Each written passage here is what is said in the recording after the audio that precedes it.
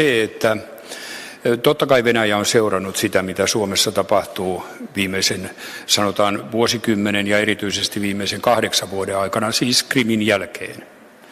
Ja saattaa hyvinkin olla, että siellä on nyt huomattu, että niin pitkällä ne ovat, että vain tämä päätös puuttuu. Ja sehän on ollut myöskin lännessä käsitys Suomen ja Ruotsin NATO-kelpoisuudesta. Toinen ja ehkä merkittävämpi seikka saattaa olla se, että herää kysymys, haluaako Venäjä, virallinen Venäjä tällä hetkellä nostattaa tällaisen kysymyksen keskusteluun Venäjällä. Ja saattaa hyvin olla, että sitä halutaan vältellä selvästikin, jos me katsomme, esimerkiksi Lavrov jätti eilen puheessaan kokonaan mainitsematta, hän puhui meidän puhelumme jälkeen, kokonaan mainitsematta tämän asian. Siis luulen, että tämäkin voi olla eräs motiivi. Ja sitten voi olla kolmas motiivi, että he aidosti suhtautuvat noin. Toivottavasti. Okay, next 3 questions to the international. Let's take the gentleman in the orange tie, the lady next to her, and then gentleman with the brown reddish sweater. So please. Thank you very much. Nick Robertson from CNN. Please talk to the microphone. Thank you very much. Nick Robertson, CNN. Mr. President, President Erdogan has indicated that he's not looking positively about the possibility of Finland joining NATO. Does that give you concern? And Madam Prime Minister, your ministers are meeting with NATO partners. Can you tell us how those conversations are going? And can you give us an estimate of how long you think it'll take for the accession process to happen? Thank you. Okay, if I can start, of course our interest is that the ratification process would be as short as possible and it would go very smoothly. And that's why we have discussed together with many NATO member states, of course with our close colleagues during the spring about our process and our also capabilities of joining NATO. So we will have this discussion that we have already also within the next few months and trying to make sure that the process will be as smooth and fast as possible. We haven't had any indication in NATO that there would be any problems for Finland's or Sweden's membership in NATO. We have all the capabilities. We are already very interlinked with NATO and we are close partners to NATO. We haven't had any indications that there would be any problems. Then we have seen some statements out public that there are some questions still, but I think it's very important that we will have these discussions with the countries, with the ministers and with the other leaders that we have, and very calm manner and discuss all the issues that there might be. I don't think there will be any problems, but our interest is also that the process will be very fast. To be frank, I'm a bit confused because I had a telephone discussion with the President Erdogan that is approximately a month ago, and actually he took up himself before I had possibility to do that you're applying for NATO membership and we will assess it favorable. I thanked him and he was very pleased receiving my thanks.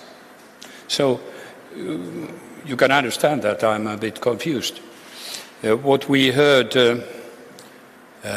2 days ago was different.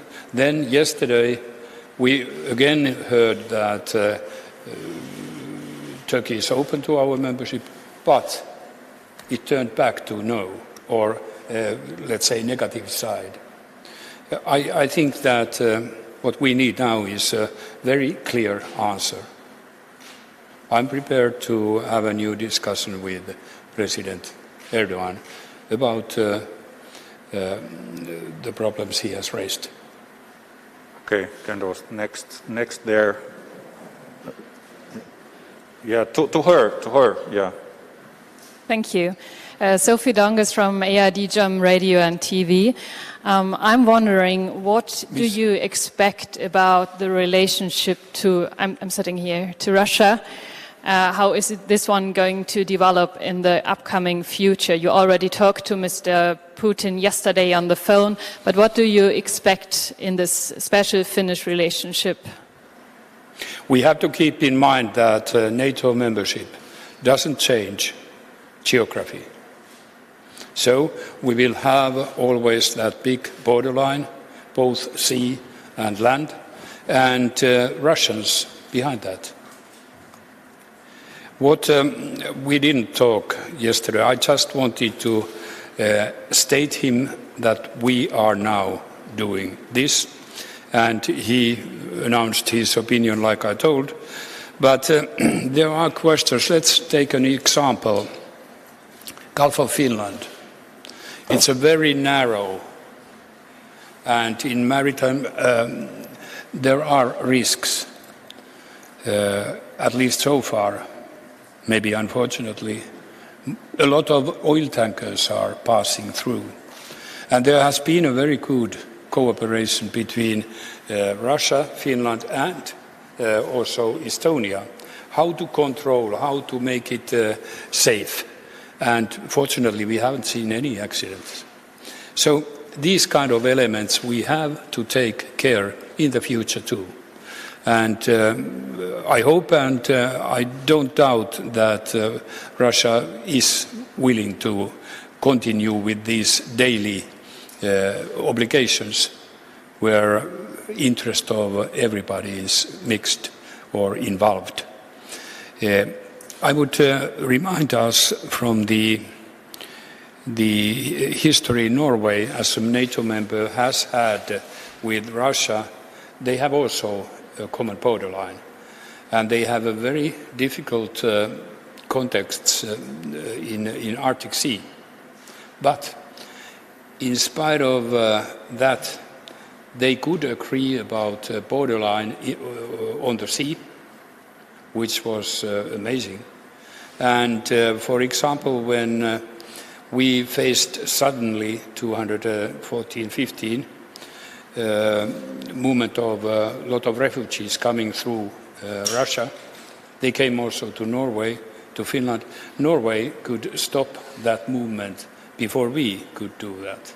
So there is a kind of, like Norwegians describe it, a professional attitude, and that is something which is undoubtedly needed.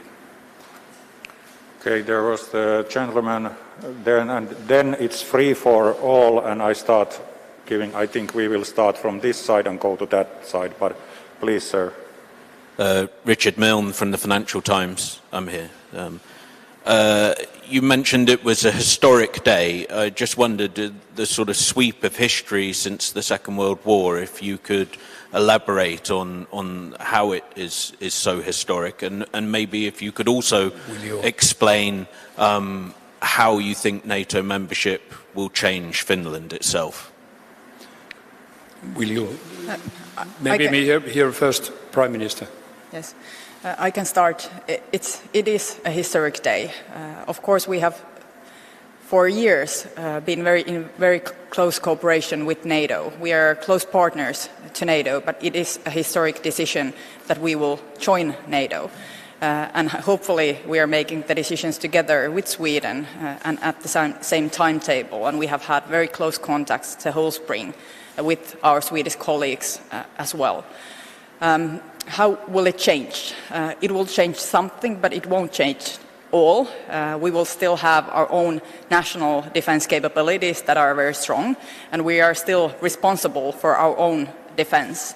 And I think it's also very important to notice that our decisions, together with Swedish decisions, will influence and affect the whole Nordic and Baltic region, the whole region of the north. And I think it will strengthen the capabilities of all countries to defend. And also it will strengthen NATO itself in many ways, because we have very strong defense capabilities already, and we are willing to strengthen not only our own, but the common security of all NATO members. Historic, yes. We have been talking here in Finland at least 30 years about NATO membership. We haven't had an international agreement, which maybe EU agreement was a bit similar. But when we talk about security, even if it's not that visible in daily life, it has a huge impact in our minds. And that makes this decision also historic.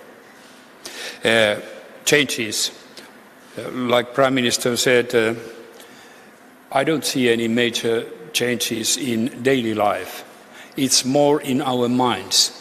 If you know that you have a secure country to live and build and work, that has an impact to all of your behavior, even if you don't daily remember it.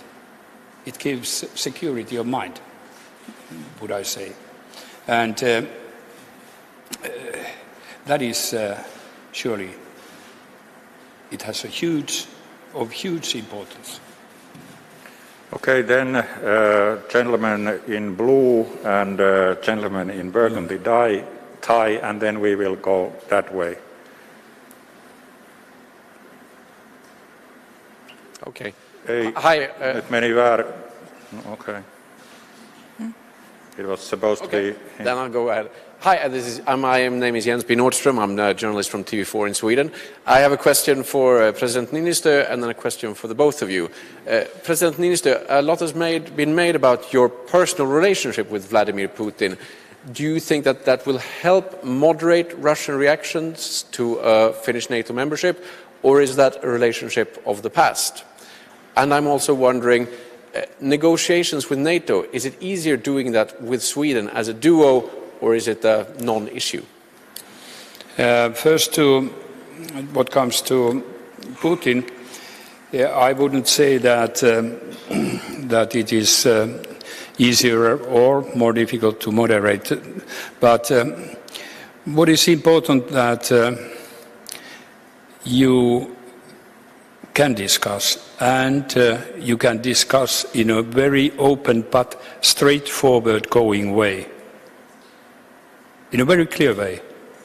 And that we did yesterday, like I described.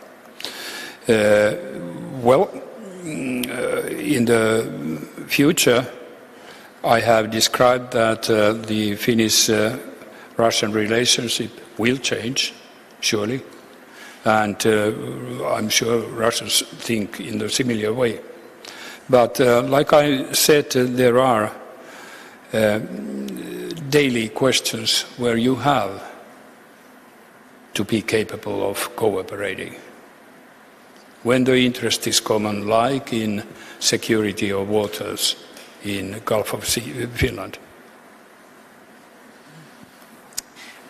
About the question of the process when applying to NATO, I don't think that the important question is how would the process go if Finland or Sweden would join separately or together. I don't think this is the important question, but the important question is how it will affect that both countries would join NATO, how would it affect the whole Nordic region and the security of the whole Nordic region.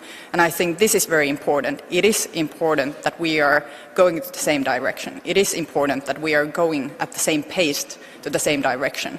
I think it will strengthen the whole Nordic region, the security of whole Nordic. So I think this is the most important question.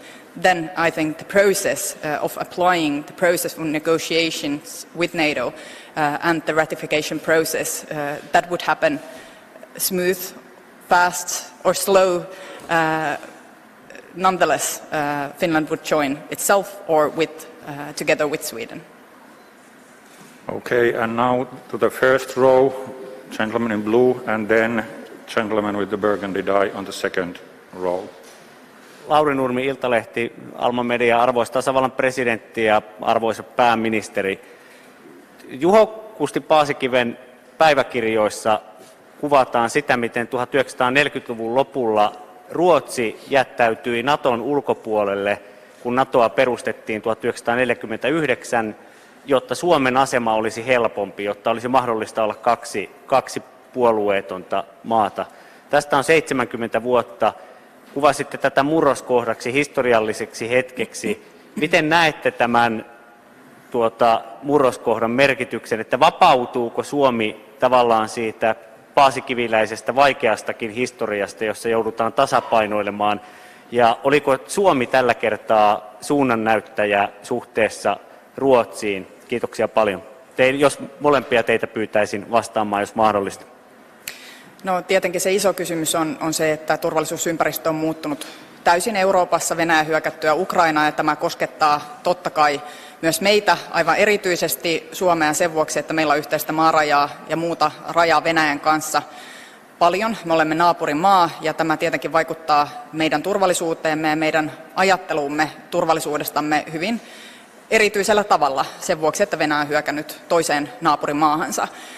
Ruotsissa tätä pohdintaa myös käydään yhteisestä eurooppalaisesta turvallisuudesta käsin, mutta myös tietenkin Pohjolan turvallisuudesta käsin. Ja näkisin, että on hirveän tärkeää se, että me olemme keskustelleet tiiviisti Ruotsin kanssa, että me teemme päätöksiä yhtäaikaisesti tästä kysymyksestä, koska tämä turvallisuusympäristön muutos koskettaa molempia maita niin täydellisellä tavalla. Toivon, että Ruotsin sosiaalidemokraatit tänään ja puolue ja hallitus sitten hyvin pian tulee tekemään päätöksiä, ja me voisimme toimia tässä hyvin yhdenaikaisesti. Tämä olisi hyvin tärkeää meidän kaikkien turvallisuuden näkökulmasta, mutta tietenkin molemmat maat tekevät myös itsenäisesti päätöksiä, ja me teemme omamme, kuten tänään TP-UTVassa olemme tehneet, ja katsomme totta kai hyvin tarkasti myös sitä, minkälaisia päätöksiä Ruotsissa tehdään. Niin, Ruotsin kanssa oikeastaan minun poliittisen urani aikana selvä merkkipaalu oli pääministeri Löfvenin hallituksen ajalta, jolloin suhde Suomen ja Ruotsin välillä minusta valtavasti tiivistyi. Ja meillä on täällä puolustusministeri, joka on tainnut kymmeniä kertoja jo ennättää kollegansa kanssa keskustella. Edellinen puolustusministerimme taisi löytää niitä kertoja yli 50 tapaamiskertoja. Se kertoo aika paljon. Siis ei tämä ole mitään yhtäkkistä yhteiskeskustelun aloittamista, vaan tällä on syvät juuret. Ja koko se tämän kevään aikana olen tavannut ainakin 3 kertaa 2 kesken pääministeri Anderssonin, ja pääministerit ovat tavanneet useasti. Oikeastaan on jatkettu sitä linjaa, nyt vaan tietysti paljon syvemmällä, kun esillä on suoranainen NATO-jäsenyys. Mutta meistähän tuli samaan aikaan muun muassa Enhanced Partners NATOssa vuonna 2013. Että kyllä tässä on kuljettu aika lailla yhtä jalkaa. Imtiaz Tayyab, CBS News. Question for you, Mr. President. In your call with President Biden, did he give you any assurances of military or other support beyond the U.S.'s NATO obligations now that Finland is poised to join that alliance? And for the Prime Minister, the nuclear threat from Russia is of course a concern. Does joining NATO make Finland more vulnerable to that threat? And if so, what is being done about it? First, I have been talking with President Biden quite often, actually, during the last months. And,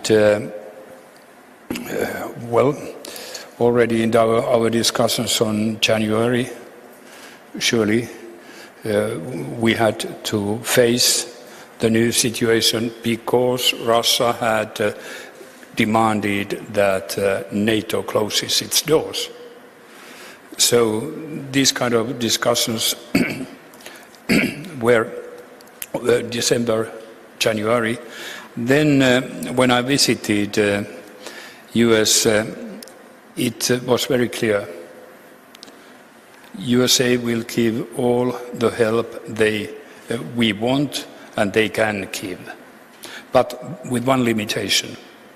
They can't give binding, by international law, binding security guarantees without the Senate. And, well, even technically, it would be quite strange if Senate first would discuss on interim security guarantees and then ratification. That seemed to be, well, not that possible.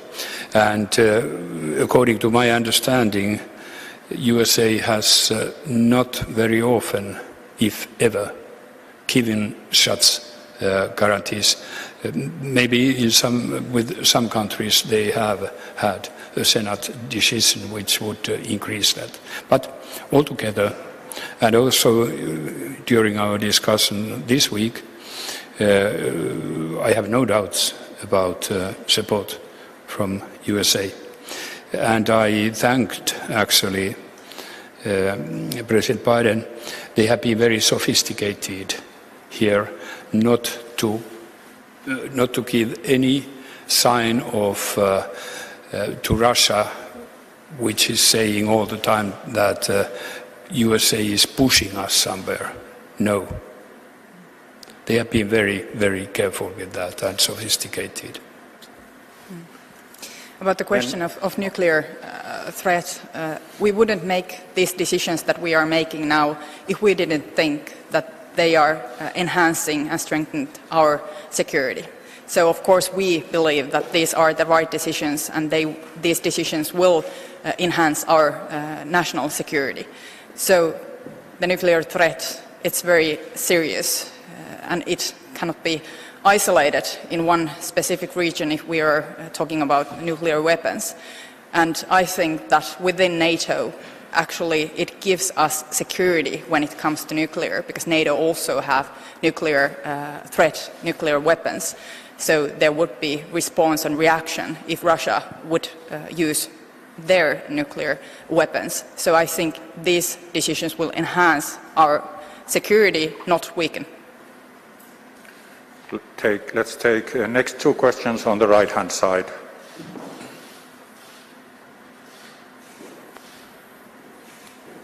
Hello, Siobhan Robbins, Sky News. President, we understand that you spoke to Vladimir Putin and he assured you that Finland wasn't a threat. Do you believe him? And Prime Minister, how worried are you about retaliation from Russia if you do join NATO? First of all, I just repeat that our discussion was very calm, and I didn't receive any threats. But surely we have to keep in mind that we have heard a lot of comments from Russia earlier on, even from Putin himself, about their reactions if Finland would join. He didn't repeat them this time. But like I ended one of my comments here, yes, it is good so far, but when you talk about security, you have to be awake all the time and careful. Of course, we are prepared different kind of actions from Russia's side. We hope none of this, but we are prepared, and we have been preparing the whole spring at the same time that we have had the national process and the discussion with also other countries. So we are prepared and we are preparing. And actually Finland is in many ways a nation of preparedness that we've seen already during the pandemic, for example. But of course, when we look at Russia, we see very different kind of Russia today than we saw just few months ago. Everything has changed when Russia attacked Ukraine, and I personally think that we cannot trust anymore that there will be a peaceful future next to Russia with our own. That's why we're making the decisions to joining NATO. It's an act of peace that there would ever again be war in Finland in the future. We have had wars with Russia, and we don't want that kind of future for ourselves, for our children. And this is why we're making these decisions today and upcoming week, so there would never again be war in Finland.